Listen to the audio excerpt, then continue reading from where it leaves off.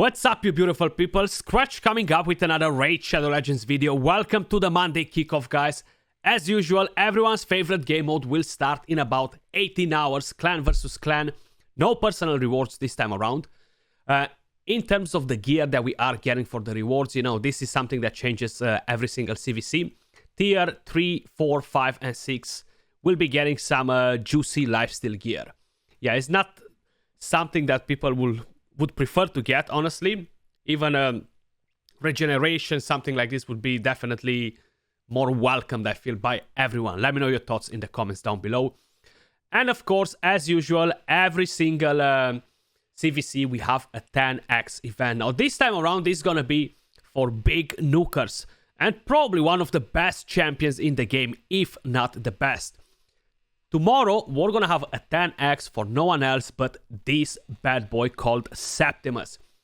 I gotta say, Septimus got a bit of a value surge now with the Devil's Necropolis. He's definitely the MVP there because he smacks super hard on stage 25. Is the right affinity for it as well.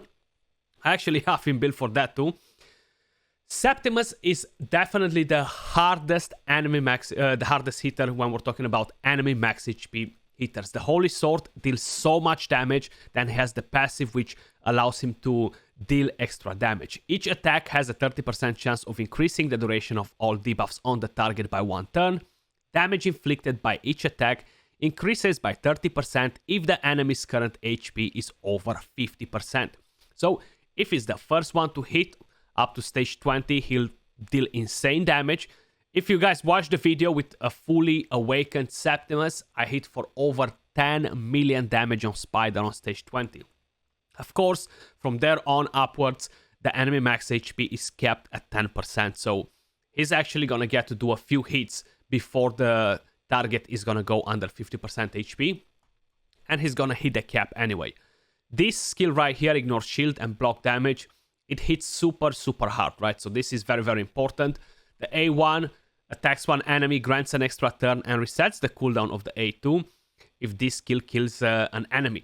Now, this used to be so much fun before they changed the AI, because he used to constantly use the A1 on all the enemies that he was able to one-shot. But now, he uses the A1, uses the A2, and kind of like ruins the streak. Before, it used to be very fun to just see him going crazy and knocking down every single enemy.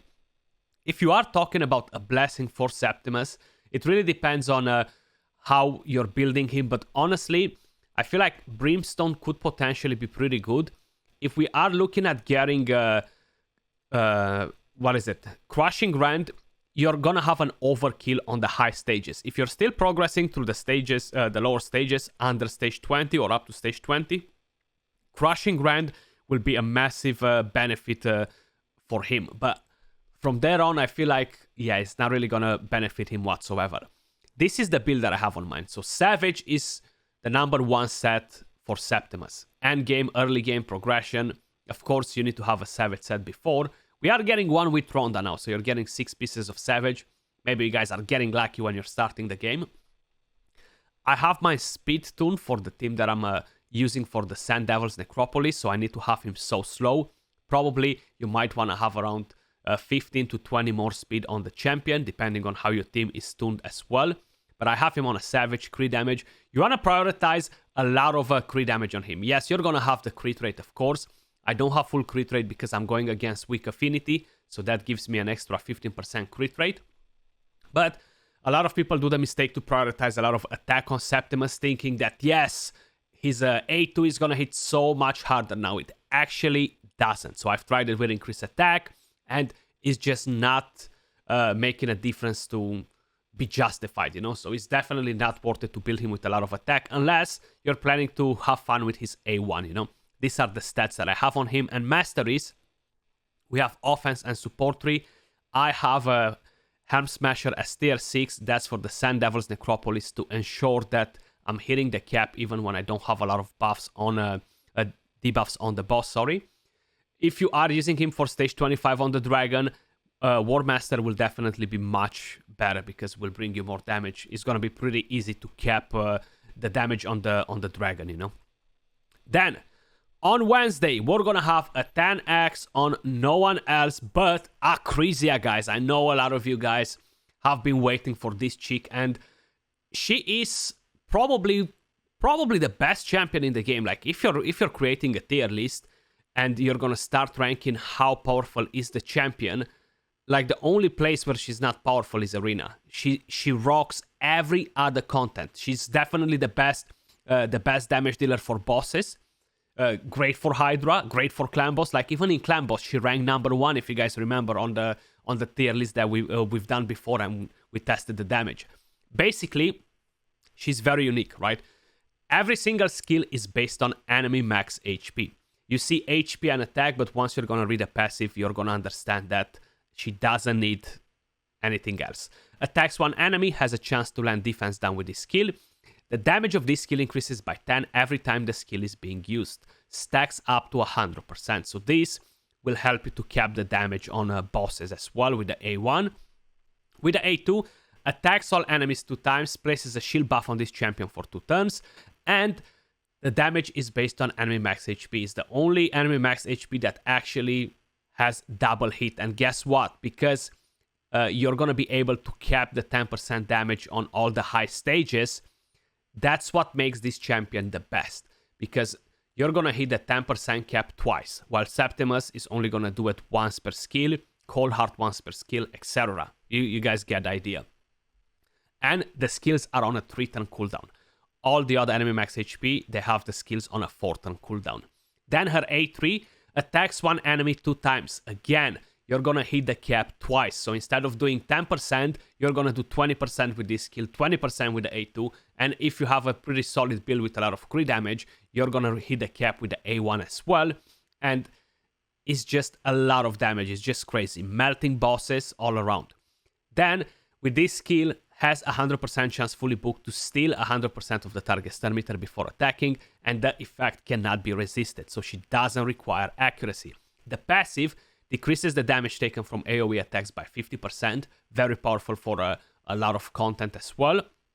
If a target's max HP is more than double of this champion's max HP, this champion's attack will deal damage based on target's max HP, instead of this champion's attack. So if you're going in Arena, and you're attacking, let's just say, you're attacking, I don't know, a Rotos or an Arbiter, they're not gonna have double the amount of your HP. So the damage is gonna be based off attack. Of course, when you are fighting tanks in Arena, most probably the damage will end up being based on the max HP, and that's what makes the champion pretty irrelevant for Arena. When you are going against bosses, they will 100% have double your HP. The waves will have double your HP 100%. So 99% of the times, she's gonna deal damage based on enemy max HP. It's much easier to build her with survivability. She has a crit rate aura for all battles. If you are talking about a blessing, I would go Crushing Rend on her. Most probably, just for the simple fact that the best build for Acrizia is Relentless, okay? Hands down. If you are progressing through the game, how I mentioned, up to stage 20, yes, Savage will give you more damage. But if you're running her in Hydra, if you're running her in some particular dungeons, having her on Relentless is making this champion insane, especially for Hydra. So you want to have as much speed as possible. You want to have a decent amount of crit damage, full crit rate if you're not using her as lead. And then just focus on whatever survivability you can get, you see. I have 53k HP, 2.5k defense. I haven't went too crazy with it. But I have 101 crit rate, 268 crit damage. Now, if I have defense down and weaken on the Hydra, I'm gonna hit the cap with around 220, 230 crit damage. But that's not 100% all the time to have the defense down and weaken every time you need it. You want the A1 to hit the cap as often as possible, and this will actually help you to have more crit damage. And speed wise, it really depends how is your team tuned. You know, I have her very fast because the rest of my team is pretty fast, and trust me, this is not even that fast. Like, my buddy Arsalan had his Acrizias actually at around 300 speed, which is just nuts. In terms of masteries for her, we have offense and support tree. And how you can see, I actually have Helm Smasher instead of War Master. That's mainly because I tried her on the Sand Devil's Necropolis, and I never changed the masteries. I would strongly recommend you to get War Master as tier 6 on her, honestly, and that will just bring even more damage, because you're gonna hit the cap on Hydra, you're gonna hit the cap on the Dragon or on the Fire Knight, where you're gonna end up in using her if you're fighting any of the new stages, 21 upwards, you know. And up to you if you want to go on the defense tree to get a bit of a counter, or you stick with the support. I kind of wanted to go for the support for Cycle of Magic and have a cheeky chance of landing defense down every now and then. But this is the 10x that we have during this CVC, guys. Keep in mind, I forgot to mention at the beginning of the video, as I normally do, the chances to summon champions are absolutely astronomical. If you want to summon a 10x champion, and I don't know, you gotta do some sacrifices. You just gotta pray like mad to hit that champion on a 10x. The chances are still very low, 0.5% chance to hit a legendary. The only time when I would recommend people to try and hit for the 10x champions if they are very close in the mercy system, you know. If no, I would probably tell you to stay away. Unless you're a Kraken and you really want to get Acrizia, then yeah, go do whatever you guys feel like you want to do. I'm not going to open shards for this event. I'm actually waiting for a 10x Taras. I'm 185 shards in the Mercy, and I'm trying to make sure I'm going to have 2 guaranteed Mercies for whenever the 10x Taras is going to pop in game. Nothing else special for this Monday kickoff, guys. We don't really have any special tournaments or events. If you guys check the raid digest that Platinum had on Friday, they're kind of telling us that they wanted to do a bigger anniversary this year, but most of the things will actually be in March.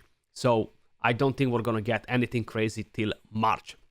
I just wanted to give you guys a bit of a heads up with this. Don't expect anything too crazy in the next few weeks.